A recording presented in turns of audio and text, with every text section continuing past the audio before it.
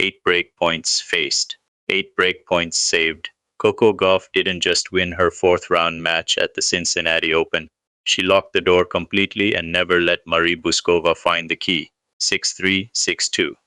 Straight sets.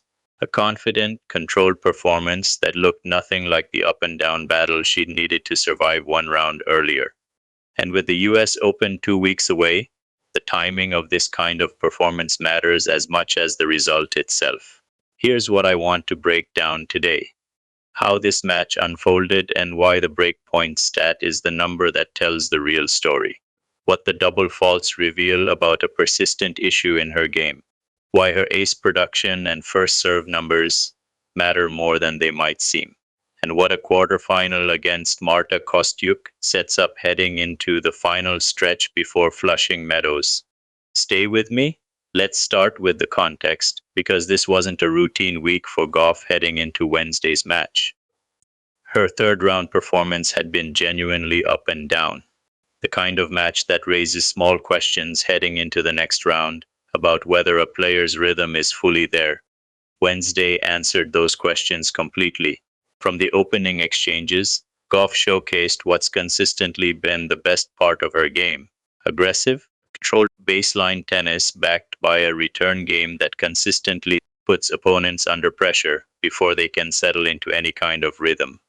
Bouzková, the 20-Enskin seed, is a genuinely capable professional. She's not a player who typically gets swept aside without producing at least some resistance.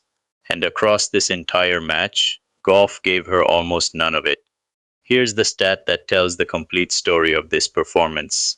Bouzková had 8 breakpoint opportunities across the match, 8 chances to get back into games, to tighten the scoreline, to create the kind of pressure that turns a comfortable win into a nervy one.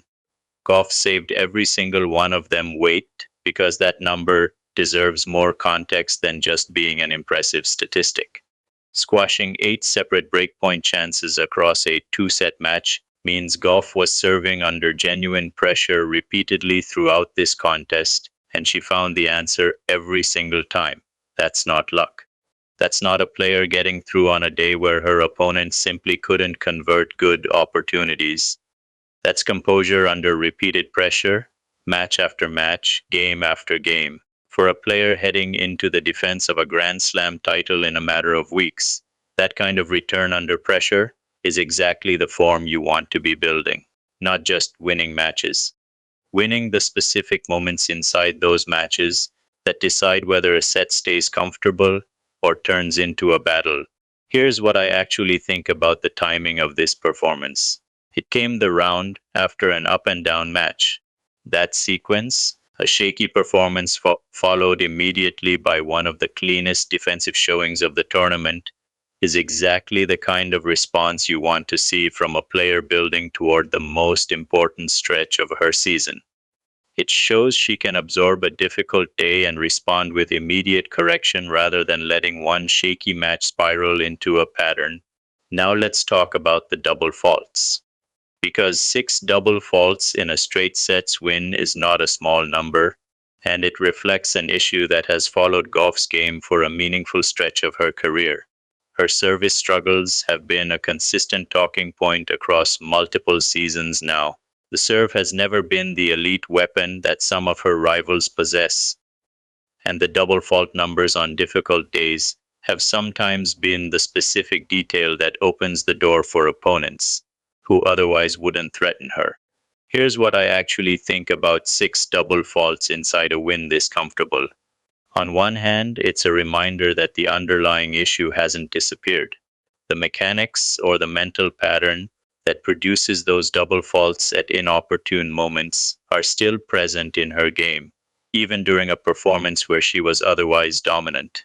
That's worth acknowledging honestly, rather than glossing over because the final score looked comfortable. On the other hand, and this is the more important point heading into the US Open, she won this match by 6-6 despite those double faults. That tells you something meaningful about how much the rest of her game has grown to compensate for that specific weakness. The return game, the baseline aggression, the breakpoint defense we just talked about. All of it is now good enough to absorb the cost of a serving day that isn't clean and still produce a completely one-sided result. Here's the more encouraging serving detail from this match. Despite the 6 double faults, Gauff produced 5 aces and won 76% of her first serve points against Bouzková. That's a genuinely strong first serve percentage against a quality opponent. It suggests the double faults were concentrated in specific moments or specific patterns, rather than reflecting a serve that was broadly unreliable throughout the match. When her first serve landed, it was doing real damage. The issue remains specifically about consistency rather than quality. That distinction matters enormously heading into a Grand Slam. A serve that's dangerous when it lands, but occasionally breaks down in patches is a very different problem from a serve that's fundamentally unreliable. The first is manageable with focus and match management. The second is a much harder issue to solve under the pressure of best-of-3 sets against elite returners at Flushing Meadows. Now let's talk about what comes next. Gauff moves on to face Marta Kostyuk in the quarterfinal on Friday, August 21st. Kostyuk is a dangerous physical baseliner who has had her own strong moments this season, including her run to the Wimbledon semifinal, where she dismantled Jasmine Paolini in one of the most one-sided performances of that entire tournament. Here's what that matchup presents tactically. Kostyuk's game is built on depth, physicality, and a willingness to extend rallies and grind opponents down over the course of a match. That's a different challenge from what Bouzková presented on Wednesday, where Bouzková's match was decided largely by Gauff's breakpoint defenses and controlled aggression. A match against Kostyuk is more likely to be decided by who can sustain physical intensity over a longer, more demanding contest. Here's what I actually think Gauff needs to carry forward from Wednesday's performance into that quarterfinal. The breakpoint composure is the most important thing. Kostyuk is going to create opportunities. She's aggressive enough and physical enough to generate pressure on Gauff's service games throughout the match.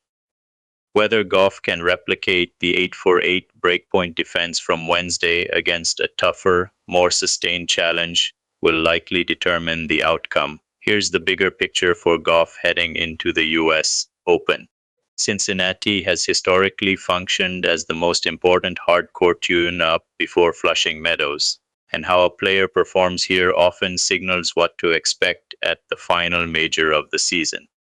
A two-time Grand Slam champion chasing a second Cincinnati title is exactly the kind of form narrative that suggests genuine readiness heading into her title defense. The serve remains the swing factor.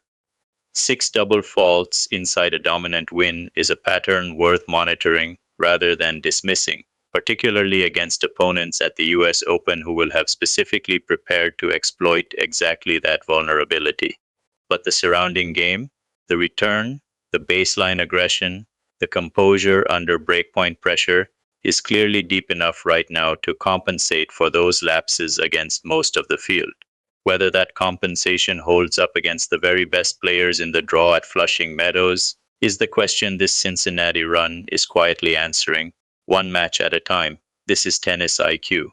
Every match, every stat, every story that matters in tennis, we cover it all and we say exactly what we think.